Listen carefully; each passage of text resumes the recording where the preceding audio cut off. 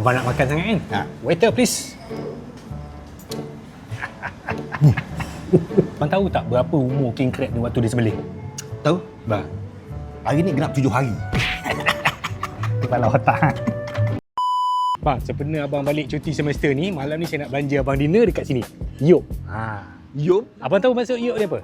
Yop orang Perak, orang jantan. Bukan. Habis? Yok tu maksudnya kerbau jantan yang lahir hari Jumaat dekat sempadan Kuala Kangsar dan Great. Let's go. Kat Betong kan tu? Fui. Lobster ada, tomahawk ada, iron dome ada. Kedai kat siapa kau rembat ni, Pak? Shhh.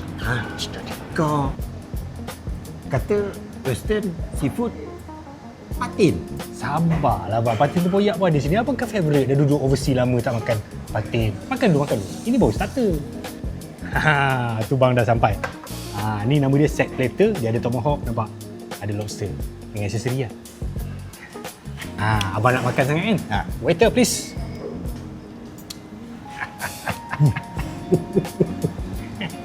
Nampak? King crab.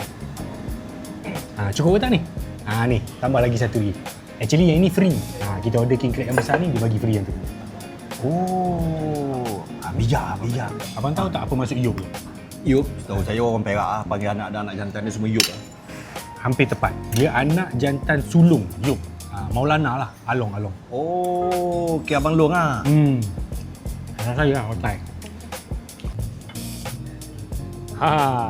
So macam mana bang? Speechless, Pak. So siapa yang berminat makanan-makanan macam ni boleh datang dekat sini, Bandar Kirara Puchong, Yop Steakhouse and Seafood. Dia buka pukul 12 tengah hari sampai 11 malam setiap hari. Tempat dia memang selesa, besar, parking banyak, cozy. Kat mana? Kirara Puchong. Jom bang. Masuk pinggan. Kau betul, Pak. Yelah, mana ada duit nak bayar lah. Jom.